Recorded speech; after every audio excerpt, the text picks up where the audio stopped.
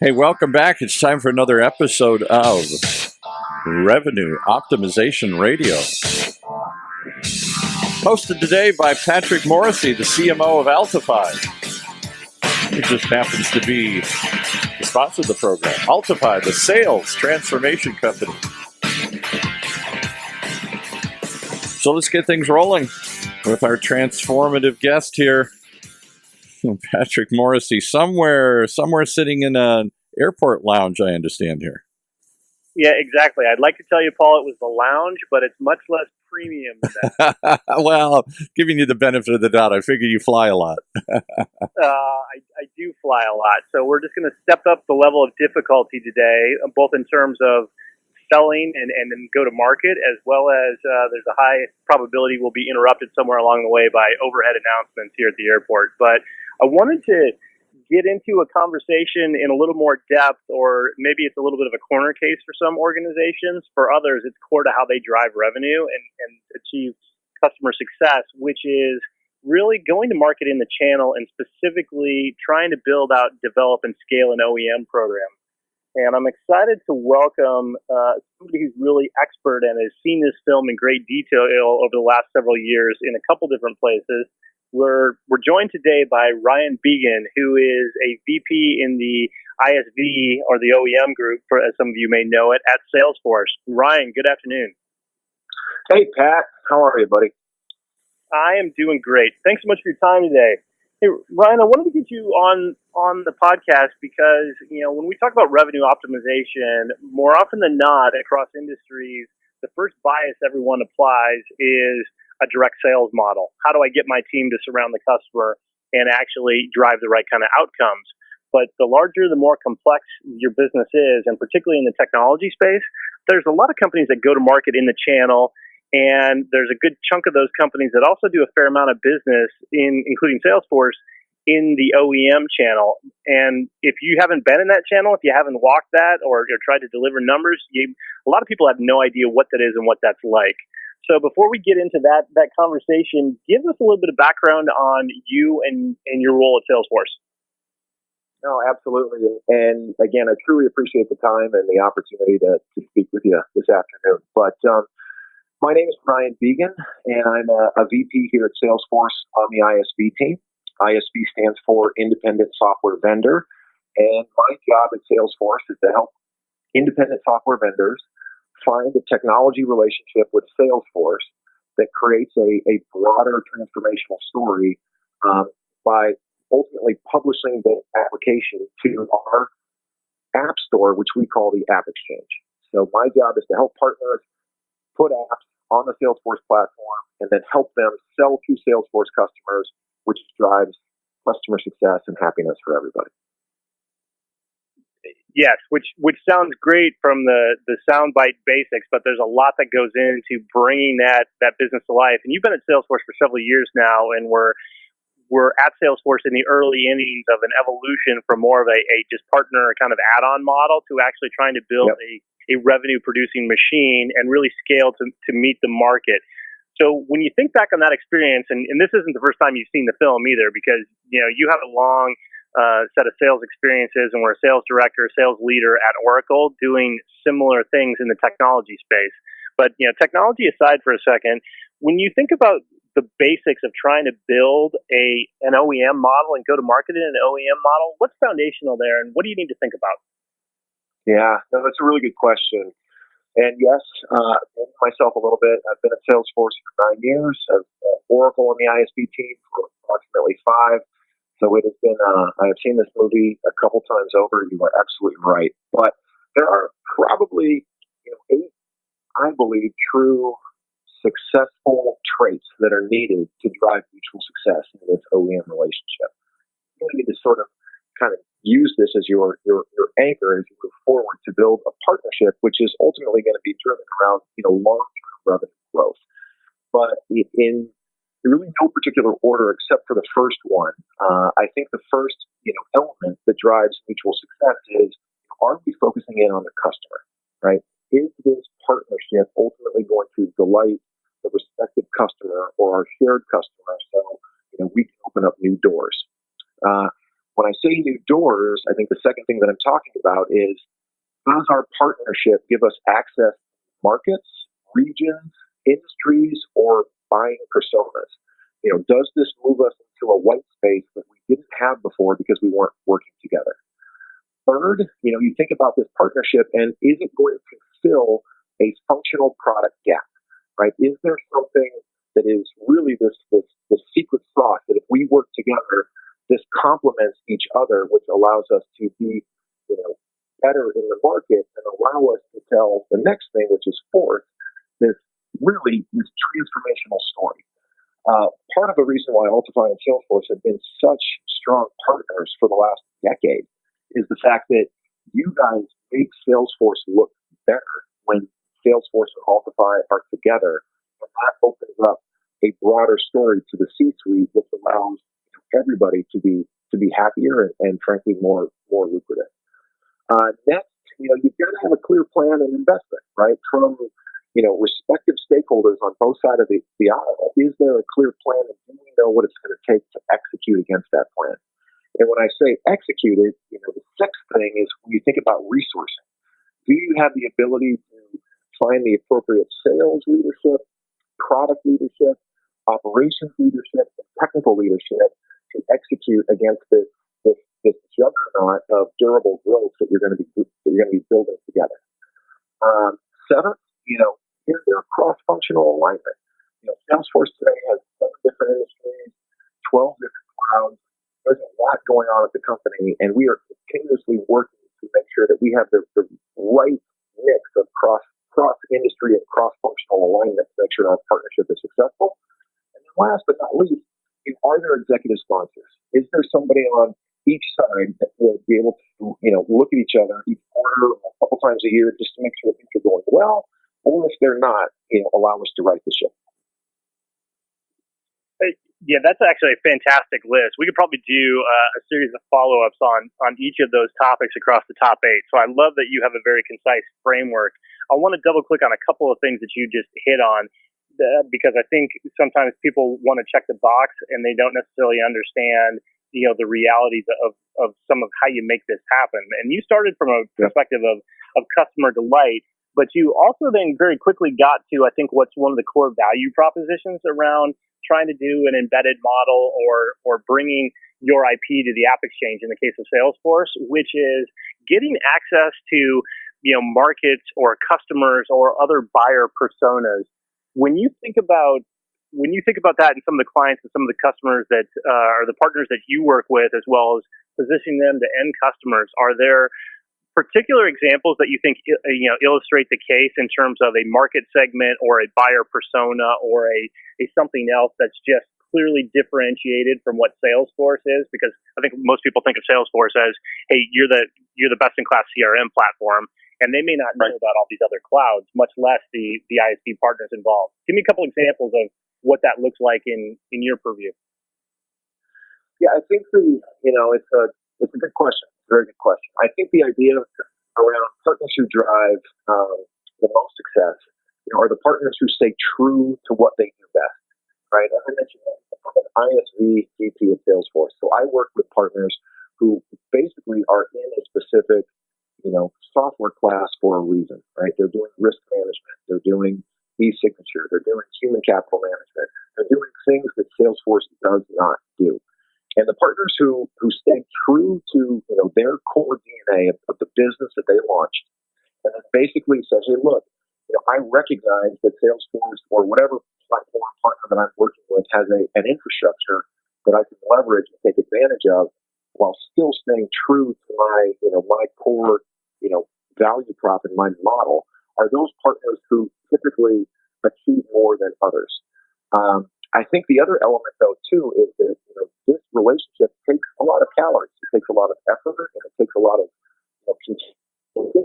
And those partners who have that technology recipe, it's important, but they can't stay flat-footed, and they need to always be thinking about what's next. How do we move this forward? How do we think about what's coming? 2, 3, 4 releases down the road. What does it mean to be a part of this particular industry blueprint? What does it mean to be a part of this particular segment at Salesforce? So never really being satisfied with the status quo, are really sort of the two swim lanes that drive, basically the best success possible, in this type of relationship.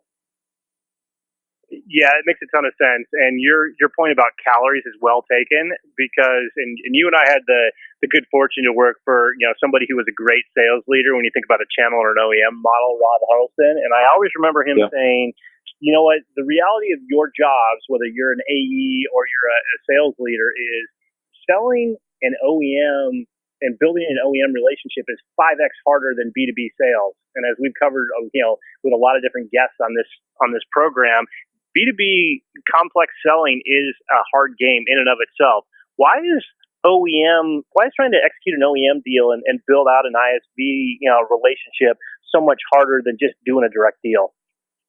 Yeah, it's because it's a constant form of education. Salesforce, when I started, we were there. We were 5,000, 6,000 people. The company is now 35,000 people. And, our value prop with Altify has not changed. In fact, it's gotten stronger. But you have this continuous, onslaught of new employees, new roles, new types, where people say, hey, I work for Salesforce and I can do anything in Salesforce. But ultimately, it's a short-sighted thought process because if Salesforce is going to get to, in our view, to be $30 billion, $40 billion, $50 billion a year company, we can't do that on Salesforce paper. We have to have a vibrant, lucrative, productive, long tail, which is our channel, our OEM channel, in order to drive that growth.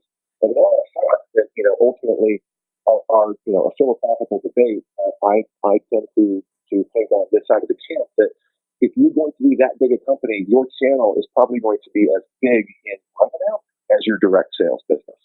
So you can't look at every deal as being a deal that should go direct. In a vacuum, sure, you can argue that. If you think about really where you want to be 5, 6, 10 years from now, you have to have that channel and you have to have that connective tissue in order to really drive long-term growth.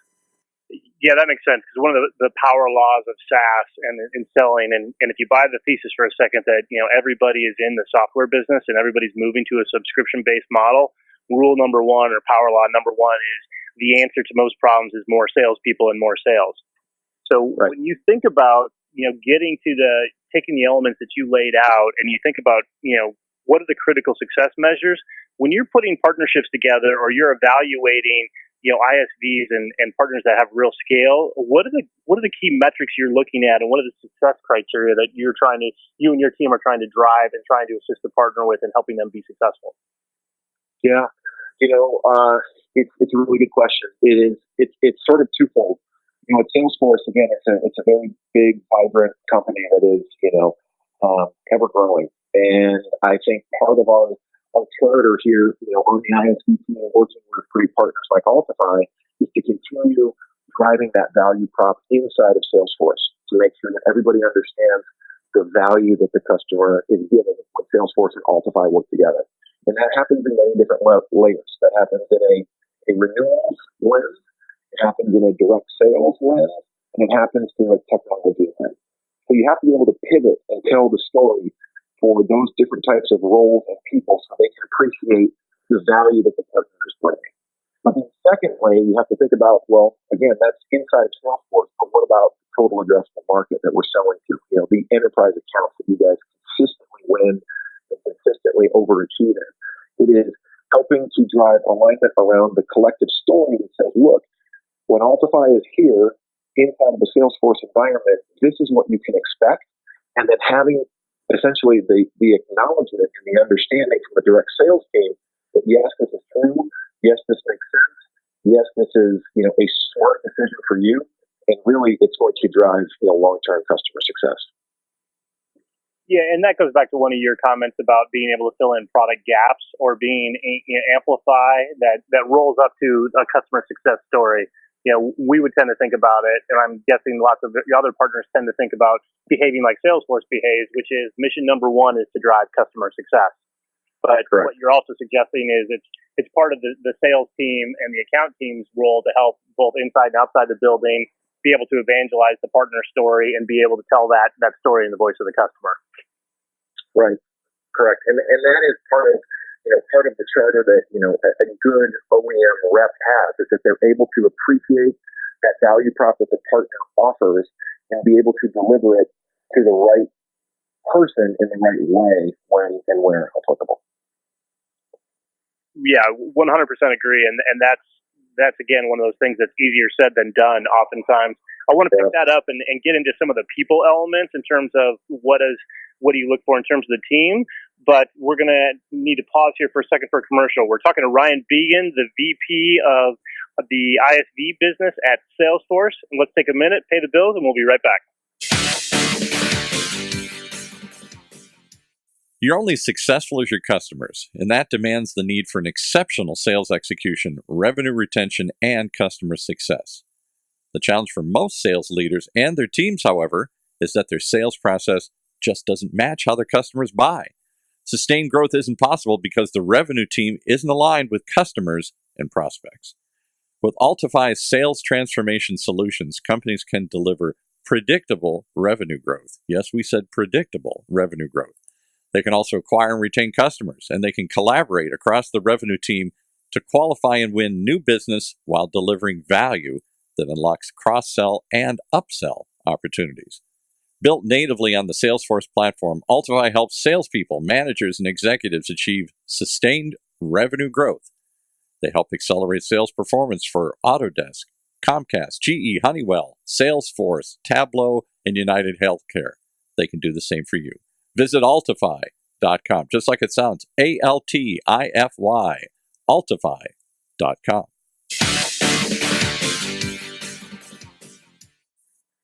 We're really talking about complex selling, and arguably OEM and building an ISV channel is amongst the most difficult organizational things to build and do correctly and scale. And we're talking to Ryan Began, who's a vice president in the ISV business and the App Exchange business at Salesforce. And Ryan, you laid out earlier a criteria. You had 8 steps in terms of your criteria, from starting with customer delight to making sure you have the proper executive alignment internally to build and scale a channel model. And, the reality of getting partnership right is hard because partners implies if you're really, lots of people talk about partnership, which really is code for, I need you to give me more money. And when you think about, what is the mindset and what's the behavior you're trying to get to with scaling your sales team and really having a high performing team, what's critically important when you think about the people and the mentality and the approach that they've got to take to really get into that partner mindset and craft some really complex deals that are going to help both sides be successful? Yeah, absolutely. I think it's 2 parts. I think, again, just to restate the obvious, these OEM relationships are hard work. They are calorie intensive. They are essentially commitments to one another to really do what it takes to just drive as much success as possible. In my 15 plus years of being in the ISV ecosystem, there's probably one trait that, if I had to boil it down across all of the successful reps and managers and, leaders that I've worked with, that they consistently demonstrate. And it's a step which, I like to call the do step. And the do step is a little bit of an ambiguous term, but it basically means, are you aware, of what's happening in the partnership, and can you predict, what's going to happen next and then attack that next step without having to be told to attack that next step? And I'll give you a couple of examples. The Altify team had an amazing Q1 finish here at Salesforce, 81% year-over-year growth. Phenomenal start to the year. So as a part of a do-step mentality, don't wait to tell the sales leadership about that success. Build the note the night before and send it to them, respectively, across industries and verticals on day 1 of the second quarter. Right? That's a do-step mindset. And another example would just be around escalations. Right? Working together in OEM partnerships is hard. Sometimes things break. Customers get frustrated. People start talking past each other, things escalate. Being able to recognize that escalation before it gets to a point of failure, where, an AVP or an SVP is, upset, and letting people know what's happening, what we're going to do to fix it, how we're fixing it, and putting it in front of an executive's, inbox before the bomb explodes on their desk is a part of the do step. So that's probably one mindset of it. However, these partnerships are more than just give me money or tell me what the deal is, next for the quarter. And my fundamental belief is the fact that you really have to think about these partnerships in two ways. You have to have the do-step mentality, but the do-step mentality in a programmatic model and then in a sales model. Because if all you ever do are talk about your pipeline, your deals, your forecast, what's working and what's not working, your partnership will not scale. Right? You need to think about all the other elements of what it takes to be successful and carve that out into a weekly standing call to make sure that you're doing the necessary blocking and tackling for partnership growth, which ultimately, if it's done right, will lead to more deals. And then when you talk about the forecast, it actually is a direct relationship to all of the things that we're doing right from a marketing perspective, from a product perspective, from an operations perspective. All of those things sort of fit together, but you cannot forget about it. And in fact, you need to prioritize it in order for these things to really work. Yeah, and what you're hitting on, I think, is an interesting combination of both skills and traits, because what I love the shorthand around do-step, because what that looks like is that's what trusted advisors look like in real life. If you can build a team that helps anticipate the next thing or a couple steps ahead, and oftentimes, whether it's the internal sales team you're trying to connect the dots with a partner, or it's maybe more important for the customers, what else should they be thinking about and what do they need to be aware of?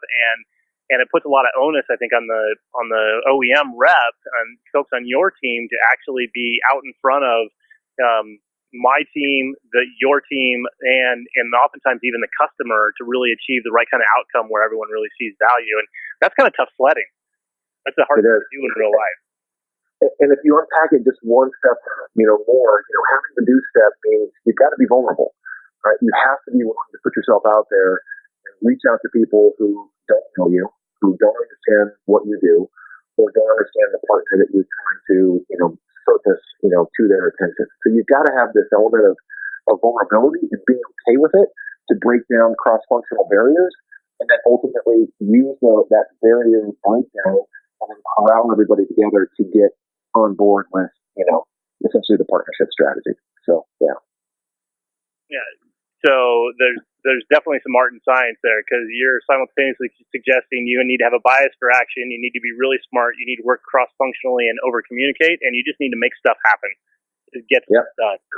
So when you're screening for reps, when you're building your team, or what particularly are the things you're looking for, you're screening for that tells you, hey, this person has what it takes to actually do a really complex, hard job and do it well to build that repeatable growth? Yeah, I mean, it sort of kind of follows back with, the do-step mentality. Are they, can they appreciate the amount of work that they're about to step into? Is their time management, as on point as it can be? Because that's probably the thing that is the most valuable that we can offer, in the channel, which is our time to our partners. And are we using that time in the right way? Are they malleable? Do they understand that they're going to have to continuously learn about their partner solutions and sort of reverse engineer that back into, Salesforce's core clouds or whoever they're working with, a technology set. And, are they, frankly, are they energetic? If there's some sort of combination of those traits, that, again, you will typically find somebody who will be a good rep, for the long term. Yeah, exactly. Or if you could get the combination of a strategist and an 8-year-old, so you could have the brain power and just go getitiveness, then you're pretty much rule the world. What, so I know you've got a business to run, and I don't want to take too much more of your time, but when you think about your sales career, give me an example of one of the best sales leaders or revenue leaders you've ever worked with, Ryan, and what lessons do you take away from that? Yeah, you mentioned earlier, Pat, it's a sales leader that we both worked with. It was Ron Earlston. Ron Earlston is really one of he's a true pioneer in the ISV space, building businesses at Oracle, Salesforce and Microsoft at scale. And, in my early days of working with Ron at Oracle, I would be frustrated with something that wasn't going my way, and I would bring it to him, and I would sort of explain, this isn't working, what do I do?